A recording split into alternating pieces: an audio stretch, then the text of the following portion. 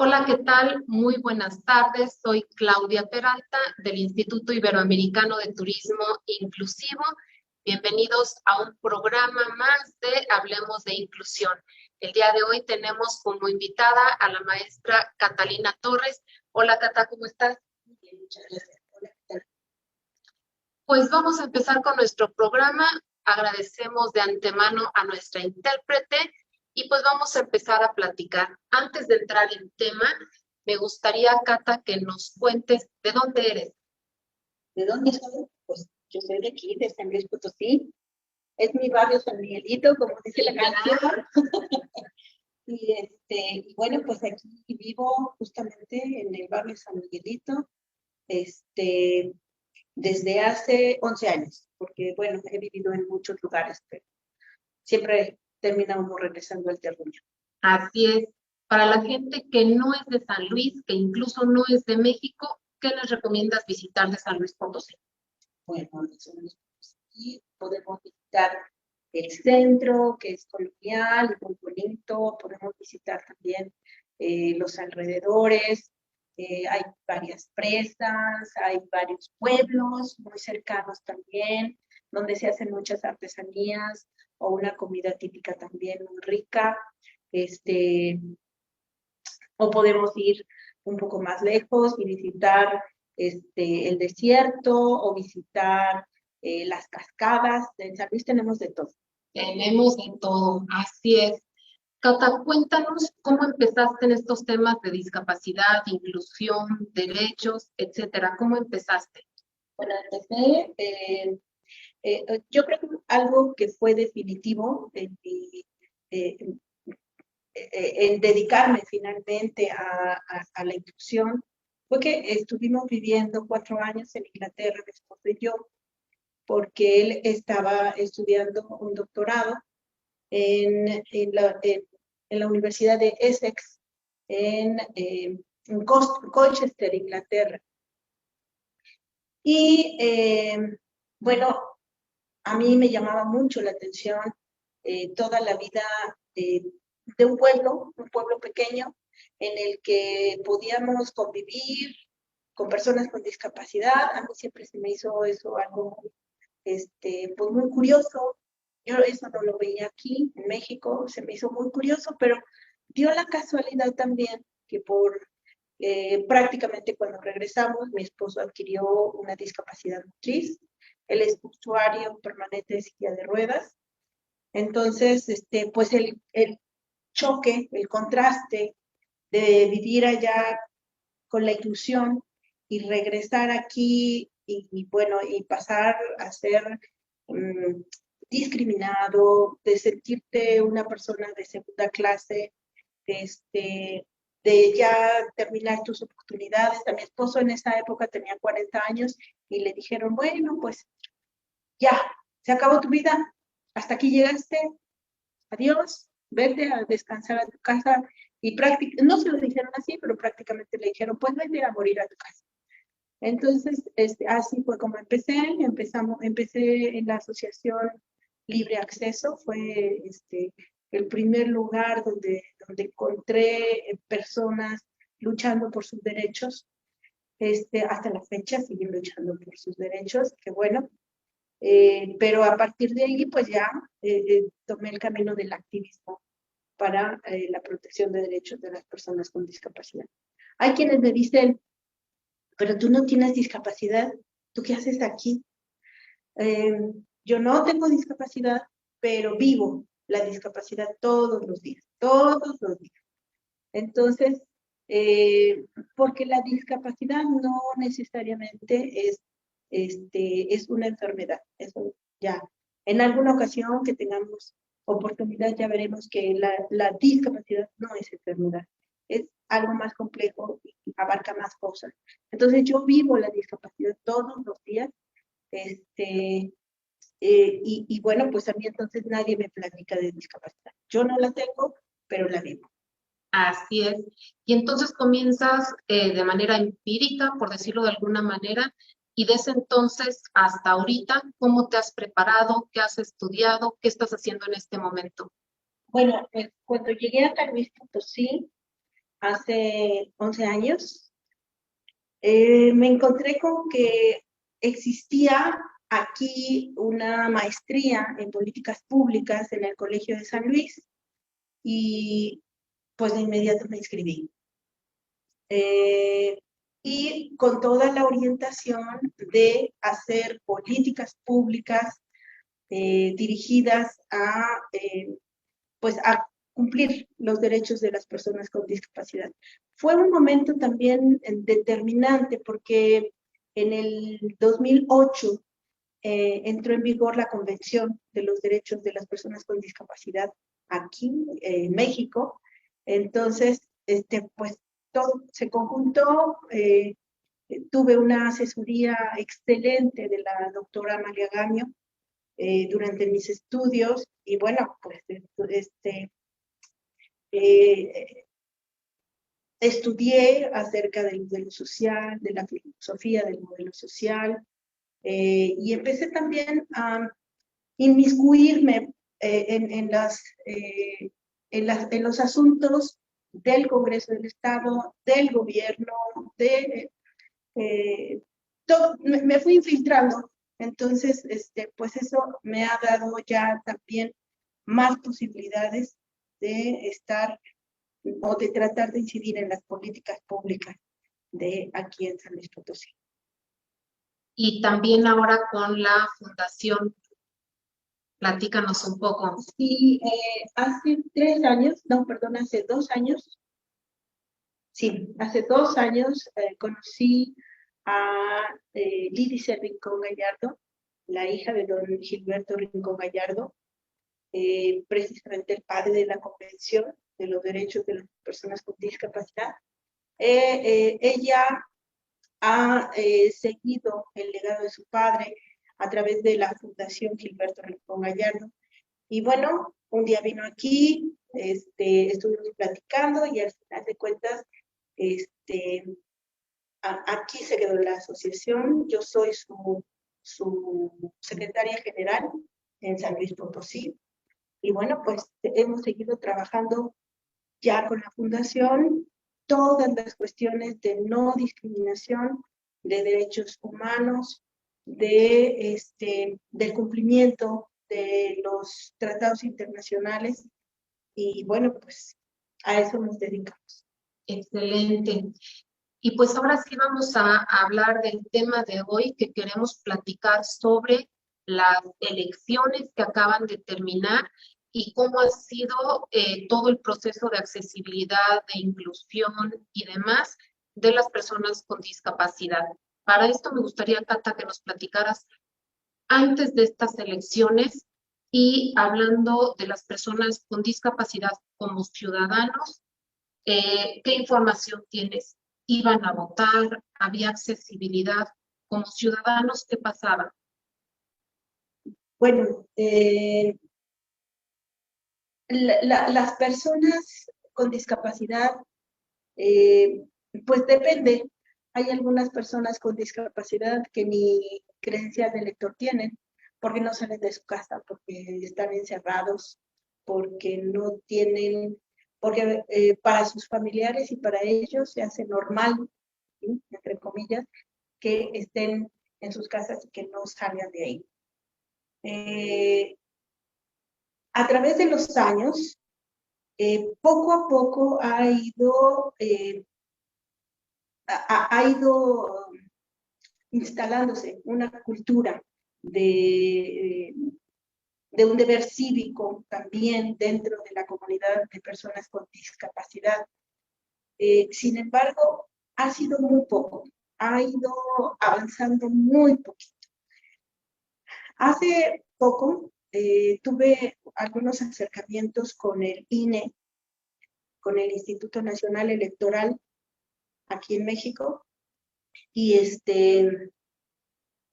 me decían, tenemos ya una capacitación, me dieron incluso un video en el que estaba muy bien hecho. Creo que habían tenido acercamientos muy buenos con las asociaciones civiles en la Ciudad de México, que es donde hay más personas, más volumen, más gente y también más asociaciones y también más conocimiento sobre el tema. Entonces, habían estado trabajando con asociaciones de ciegos, con asociaciones de sordos, de personas con discapacidad motriz, de todos los tipos de discapacidades. Y yo en ese video que ellos me mostraron, yo vi plasmado justamente el trabajo de estas asociaciones civiles. Lo estaban haciendo muy bien. Digamos que en la teoría lo tienen muy bien planteado, lo tienen perfectamente. Lo malo es que el día de ayer que fuimos nosotros a votar, pues resulta que la inaccesibilidad era la que estaba ahí muy bien instalada, no había las mamparas que nos dijeron que iba a haber, unas mamparas portátiles, porque mi esposo en silla de ruedas no alcanza la mampara, la mesa, digamos, la mesa donde se firma, porque normalmente se firma uno de pie, y como ellos no pueden ponerse de pie, pues no pueden usar esa mampara, y normalmente se utilizaría una mampara portátil. No había, tuvieron que improvisar en ese momento un lugar donde poder hacer el voto. Tuve que tapar para que realmente fuera un voto secreto. Sí, había muchas cuestiones que todavía faltan, muchas. Por ejemplo, incluso se nos había dicho que todas las casillas tenían un registro para que las personas con discapacidad fueran registradas ahí, tampoco lo hubo. Es decir, en la teoría, pues estamos bien. En la práctica, no, todavía no, nos falta mucho. No, creo que todavía no es algo prioritario para, para las autoridades encargadas de las votaciones. Entonces, pues sí, fue una travesía igual a la de hace 3 años, a la de hace 6 años. No ha cambiado en nada. Insisto, en la teoría, pues está bien, todo está perfecto, pero en la práctica no. Y bueno, te hablo respecto al acompañamiento que di a uno de los candidatos. Sí, pero antes, bueno, para cerrar ese tema, en mi experiencia, cuando yo llegué para formarme para votar, había 2 personas usuarias de silla de ruedas, muy bien en cuanto a que no se tuvieron que formar, los pasaron adelante y la cuestión fue la misma, estaban todas las mamparas altas y tuvieron en ese momento que quitar una para ponerla en una silla, pero no se podía acomodar y entonces, bueno, en ese momento se solucionó, pero a mí lo que me llamó la atención es que la chica que lo estaba tratando de solucionar con muy buena intención, con muchas ganas, pero le estaba poniendo exactamente atrás en medio de todas las cosas.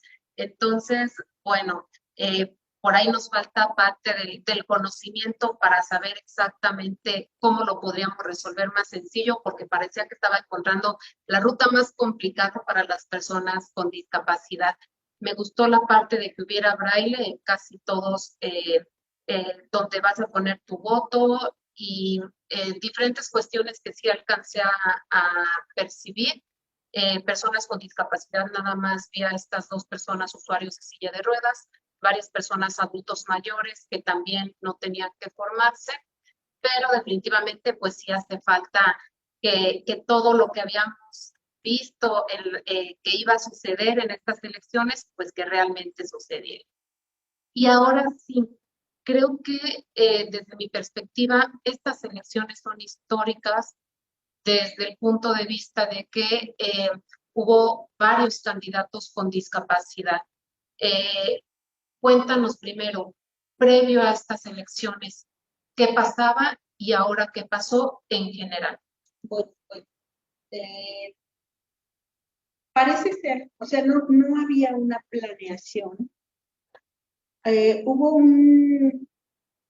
una queja de un partido político porque estaban dando preferencia o exigiendo preferencia para hacer algunas acciones afirmativas para algunos grupos en desventaja. Entonces se inconformó más bien un partido político y dijo, no, esto no es correcto. Entonces lo llevaron al Tribunal Electoral y el Tribunal Electoral dijo, hoy, ¿qué crees? No solamente sí tienes que darle preferencia a este grupo, también tienes que darle preferencia a personas con discapacidad, a afrodescendientes, a comunidad LGTB y a personas indígenas. Entonces, esto salió prácticamente de último momento en diciembre.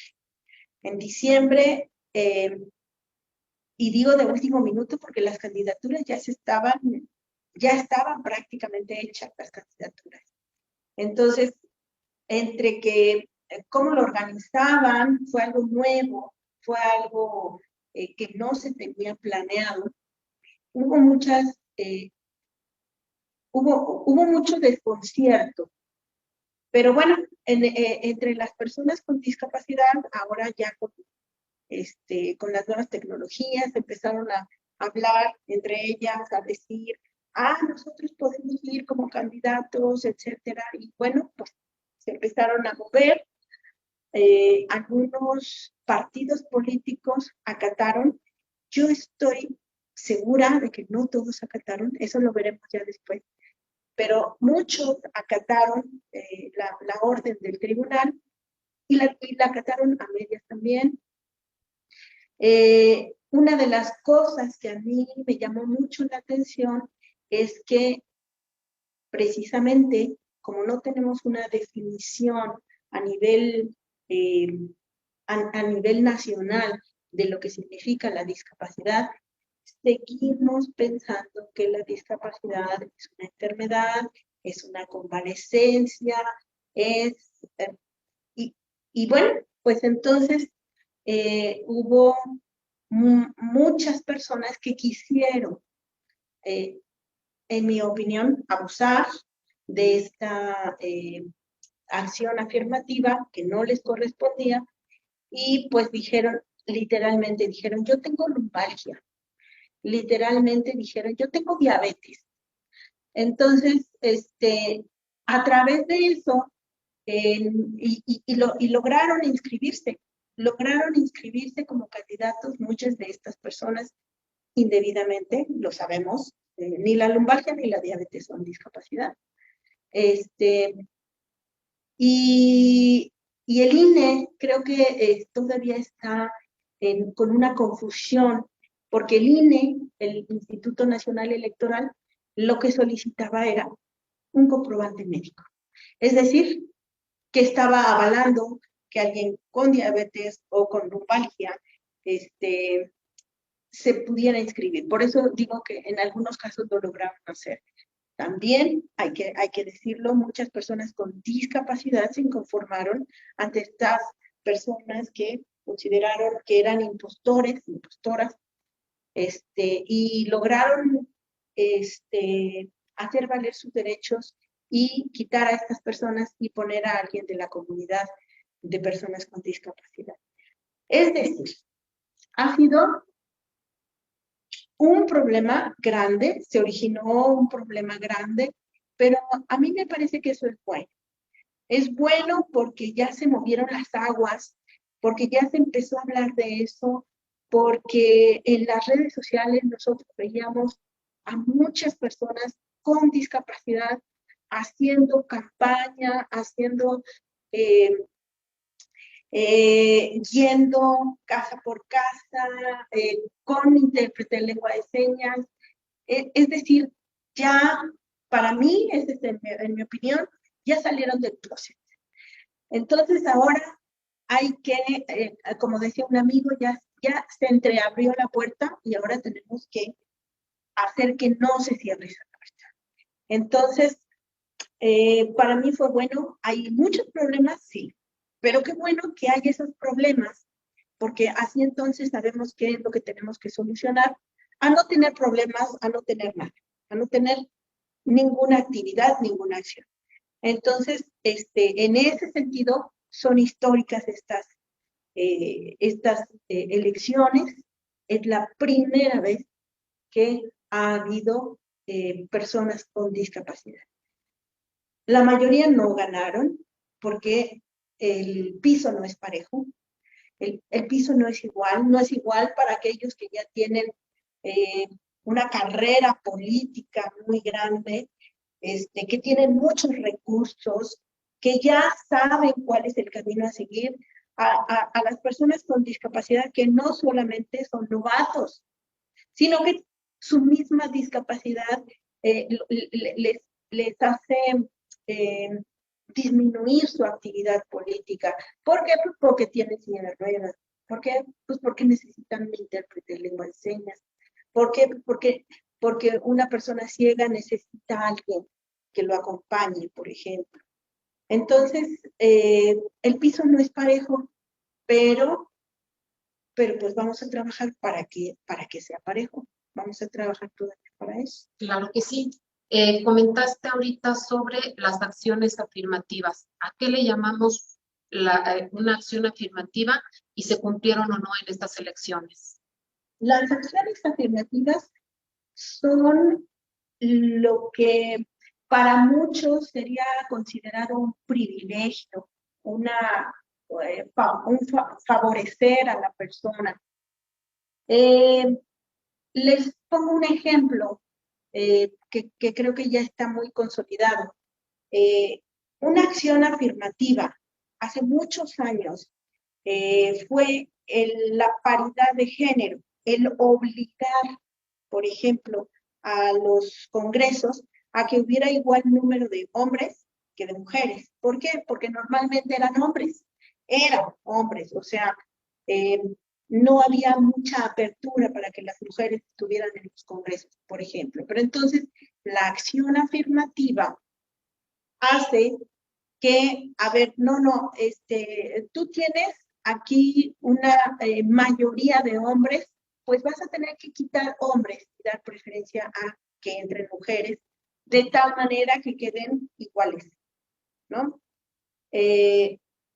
Igual número de hombres que igual número de mujeres. Déjenme decirles que esta legislatura que tenemos ahorita en San Luis Potosí es la primera en toda la historia que tiene paridad, que tiene equidad de género.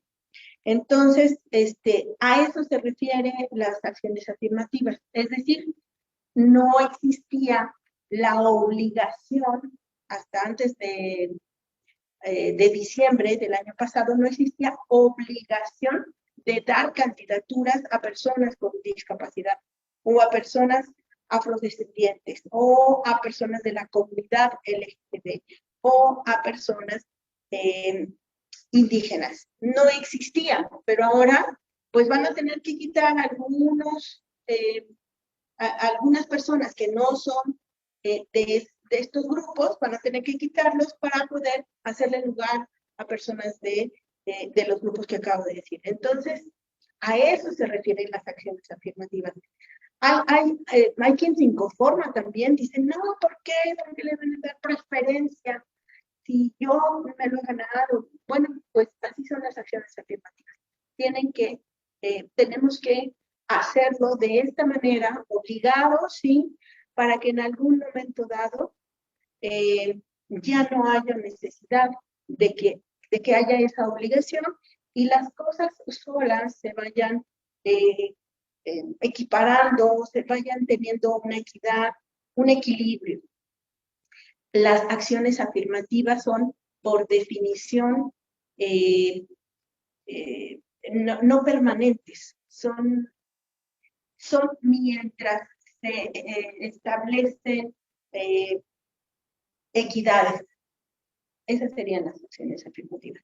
Así es. Platícanos, antes de estas elecciones, ¿habías estado metida en temas de política? Y desde tu experiencia particular, ¿cómo fue es vivir toda esta parte de formar parte de un partido, estar en campaña? Desde tu experiencia, ¿cómo fue? Bueno, tengo que aclarar, qué bueno que lo dice. Yo no soy parte del partido. De hecho, soy, no tengo una preferencia política. Sin embargo, me parecía muy importante darle el apoyo a una persona con discapacidad. Es decir, mi apoyo no fue tanto al partido, sino a la persona con discapacidad. Hay, sin embargo, no dejo de reconocer que el partido por el que estuvo, que es Movimiento Ciudadano, incluso, como les digo, la acción afirmativa decía qué porcentaje, que es un 2%, de personas con discapacidad debían estar dentro de las candidaturas. Tengo que reconocer que Movimiento Ciudadano tuvo sobrado, es decir, no se quedó con lo que les exigían, sino que se fue todavía al triple, me parece, es decir, al 6%. Y bueno, pues sí, fue toda una experiencia, fue una experiencia muy enriquecedora de algo que yo estaba acostumbrada a verlo desde el otro lado, desde nada más de ser espectadora a estar ya parte de una campaña. Pero bueno, a mí también me da mucho gusto que la persona con discapacidad, en este caso Servando Hernández, no era tampoco, ya tenía, a pesar de que nunca había sido un político de carrera, ya tenía cierta experiencia de estar en temas políticos, en temas, aunque sea no como protagonista, pero sí parte de un grupo que daba sus opiniones, que daba sus puntos de vista dentro de política. Y bueno, me gustó mucho, creo que hizo muy buen papel, hizo un trabajo diario durante 2 meses, creo que descansó un día o 2 días de esos 2 meses. Hizo un trabajo muy extenso, muy amplio, y pues justamente le decía yo a Claudia que no ganó, pero a mí me parece muy loable, un avance muy grande, que por él votaron en su distrito más de 8,000 personas. Es decir, no fueron pocas, y sacó además mucho más porcentaje de votos que algunos compañeros de ese mismo partido que no tenían discapacidad. Sacó el triple de votos que muchos de ellos. Entonces, creo que fue una experiencia muy buena, y creo que de todos modos le va a dejar cosas muy buenas a este candidato, a Servando. Espero que sea también así, como les dije al principio, que sea el abrir una puerta y no dejar que se cierre, y estar ahí atorándonos para que pase la mayor parte y que se abra completamente la puerta al final de cuentas. Así es. Aprovechamos para mandarle muchos saludos a Servando. Yo la verdad, pues estaba como muchos, con muchísimo interés en que ganara, porque es una persona sumamente preparada y sabíamos que iba a hacer un excelente trabajo, pero sabemos que vienen cosas buenas más adelante. ¿Cómo fue el estar haciendo campaña casa por casa? ¿Cómo era la reacción de la gente con un candidato con discapacidad? ¿Cómo pasaron este tiempo de la campaña? Bueno, hubo reacciones de todo tipo. Es increíble cómo hay desde el que dicen, claro, sí, por supuesto voy a votar por ti, hasta la señora que dice, ¿cómo voy a votar por ti si no puedes ni andar solo por la calle? Bueno, deme oportunidad de hablar, no, cerramos la puerta, ¿no? Hubo de todo, hubo de todo. Hubo a mí unas experiencias muy bonitas que me acuerdo, era cuando estábamos en los cruceros y estábamos dando propaganda en los cruceros, mientras Servando estaba con un megáfono en la esquina hablando y decían, ¿es él? Sí, sí, es él. Y entonces le tocaban el claxon y decían, voy a votar por ti, etcétera. A mí los cruceros eran los que me gustaban mucho, porque era más ágil, más rápido, teníamos que decir las cosas muy, muy rápido, concretas y muy concisas. Y creo que hicimos muy buen trabajo. Al final de cuentas, esos 8,000 votos, a mí me saben pues a victoria, pues, ¿no? Me saben muy bien, todo el equipo quedó sorprendido, pues, ¿no? De que por primera vez en la vida, que por primera vez un candidato con discapacidad y pudiera obtener tal cantidad de votos. O sea, si ustedes se imaginan cuántos estadios llenamos con 8,000 personas, ¿no? Entonces, pues nosotros quedamos muy a gustos, muy a gusto. Claro. En general, ¿sabes más o menos cuántos candidatos con discapacidad estuvieron en estas elecciones y más o menos cómo les fue? Hubo muchos, no te podría decir el nombre, y hubo de varios partidos, los que yo pude, de los que pude llegar a tener conocimiento, de algunos partidos incluso emergentes. Por ejemplo, yo en el PAN, Partido Acción Nacional, no vi uno solo. En el PRI no vi uno solo. Pero en algunos partidos, uno que por sus siglas se llama Elige, no recuerdo el nombre completo, pero decía Elige y era un partido de color rosa. Tuvo varios, me parece que el PT tuvo varios también. Movimiento Ciudadano, como les digo, tuvo mucho más de la cuota que se le exigía. Entonces, en el estado de Hidalgo, en la Ciudad de México, no recuerdo dónde más, pero había, en el estado de México. Esta también fue la primera vez que tuvimos una candidata a la gubernatura en Zacatecas. No ganó, pero estuvo así, muy cercana del que ganó. Yo creo que hizo un buen papel también. Usuario de silla de ruedas. Usuario de ruedas, se llama Claudia no su apellido, pero se llama Claudia, y bueno, ella tiene una carrera política más amplia que cualquier otra persona. Hizo muy buen papel.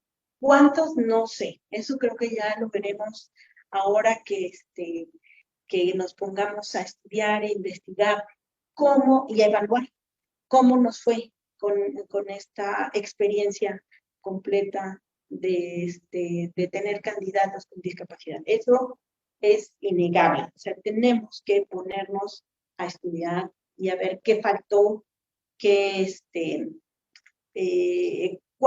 cuáles son el siguiente paso que tenemos que dar. Tenemos que ir más allá. ¿Conociste alguna campaña que fuera inclusiva? Porque si te soy sincera, yo asistí a varios desayunos, asistí a varios eventos y solamente en uno hubo intérprete que era dirigido a personas con discapacidad. En ningún otro vi ni intérprete, ni nada en temas de accesibilidad, inclusión, ni nada. ¿A ti cuál fue tu perspectiva en esto? Sí, la accesibilidad brilló por su ausencia en estas campañas. Incluso Servando, el candidato que yo estuve acompañando, fue el distrito en el que al que él pertenecía, fue el único que hizo un debate entre candidatos para una diputación. Todos los demás no hicieron, ni siquiera el intento. Entonces, fue muy curioso porque en el momento en el que llegamos a poner las bases y acordar cómo iba a ser el debate, pues ellos no tenían contemplado un intérprete de lengua de señas. fue Servando precisamente el que les dijo que tenían que tener un intérprete de lengua de señas, solamente así porque lo pusieron, pero no, normalmente no hay esa posibilidad. Los debates de gobernador y de alcaldes sí tuvieron intérpretes de lengua de señas, pero pues no, más allá, como dice Claudia, los desayunos, las pláticas, etcétera, no hay. Así es. Nos hace falta trabajar muchísimo en todo esto y pues seguro aprendimos mucho de estas elecciones y pues hay que hacer las recomendaciones para las siguientes, tanto para los ciudadanos con discapacidad como para los candidatos y ojalá cada vez se abran más espacios y nos quitemos de esos paradigmas de que las personas con discapacidad no pueden, no tienen el conocimiento, la experiencia, el talento como para llegar a un puesto de estos. Conocemos a muchas personas con discapacidad que harían un excelente trabajo y pues ojalá cada vez más se abran espacios, no los de abajo, sino los de arriba, porque hay gente que puede dar perfectamente el ancho para cualquiera de estos puestos. Estamos casi cerrando esta entrevista. Cata, ¿cuáles serían tus comentarios finales al respecto de estas elecciones y cómo fue la interacción con personas con discapacidad, tanto como ciudadanos como con los candidatos? Yo hago una evaluación muy positiva de esta jornada electoral. Insisto, hubo muchos errores, sí, muchos errores. Hubo muchas, hubo falta de muchas cosas, sí hubo falta, pero creo que el beneficio fue muy grande, muy grande. No les voy a decir quién, porque aquí es una persona muy conocida aquí en San Luis Potosí, pero para que tengan una idea, yo a esta persona la conocí hace algunos años en un evento en el que mi esposo estaba ahí también, que se iba a presentar, bueno, y asistimos, mi esposo y yo, y entonces había escalones y pues lo tuvieron que cargar para poder llegar al primer piso. Y luego había que llegar al segundo piso y mi esposo dijo, no, yo mejor aquí me quedo, aquí te espero. Entonces, esta persona iba a entrevistar a Servando recientemente y él sabía que era una persona con discapacidad visual, era una persona ciega, y le sacaba la vuelta, decía, nosotros llegamos y estábamos en el lobby esperando. Sí, espérame un momentito, ahorita bajo con todas las cámaras. Y él decía, pero yo puedo subir, puedo ir para allá arriba. Y entonces le dije, ya me acordé, es que él ha de estar pensando que no puedes caminar, porque a mi esposo lo tuvieron que cargar. Pero cuando se asoma esta persona y dice, ahorita bajamos las cámaras para que te entreviste yo allá abajo, vio perfectamente que no estaba usando silla de ruedas. Sin embargo, él dijo, bueno, está bien, bajo por ustedes. Bajó y subimos las escaleras. Quedó impactado de que Servando, que era una persona con discapacidad visual, pudiera subir las escaleras.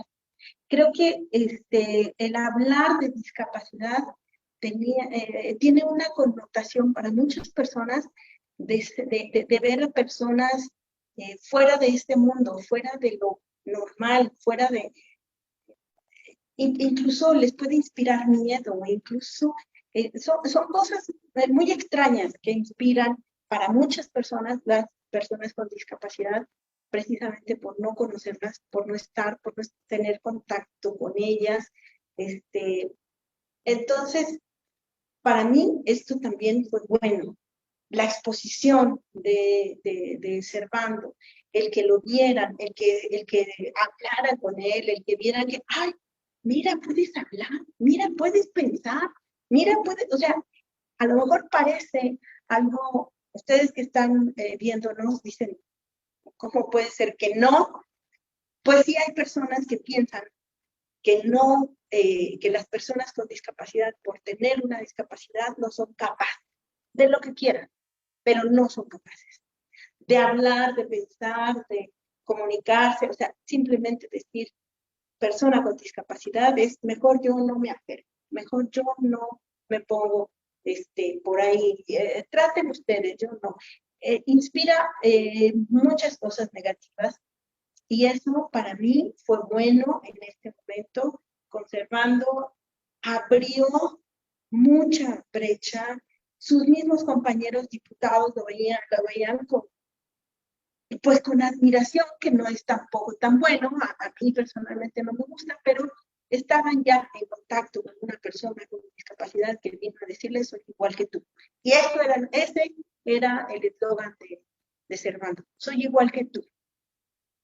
Y entonces, pues eso a mí me parece que fue muy bueno. Excelente. Pues te agradecemos mucho, Cata, toda esta información. Eh, Como lo dijimos desde un principio, son históricas estas elecciones y esperamos que de esta en adelante la participación de las personas con discapacidad sea cada vez muchísimo más. Y yo les recomendaría a los partidos políticos que se asesoren, que no es nada más de ser buena gente, no es por caridad, es porque tienen derecho también las personas con discapacidad. Tal vez no han encontrado a los candidatos ideales porque hay mucha gente que haría un excelente papel. Y bueno, pues les agradecemos mucho el estar el día de hoy en esta entrevista. Muchas gracias a nuestra intérprete. Y los invito, si no han descargado, ya está nuestra última edición de la revista Iberoamericana del Turismo Inclusivo de divulgación académica. Hay excelentes artículos, descárguenla, es totalmente gratuita. También ya vamos a empezar curso de accesibilidad tangible del turismo inclusivo para que sepan cómo es un baño accesible, cómo es un hotel accesible, etcétera. Pronto vamos a tener curso de lengua de señas mexicana con énfasis en el sector turismo. Todo esto lo estamos difundiendo en el Facebook del Instituto Iberoamericano de Turismo Inclusivo. Nos vemos el próximo miércoles en otro programa de Hablemos de Inclusión. Les va a encantar, invitados de lujo nuevamente, así es de que nos vemos el próximo miércoles.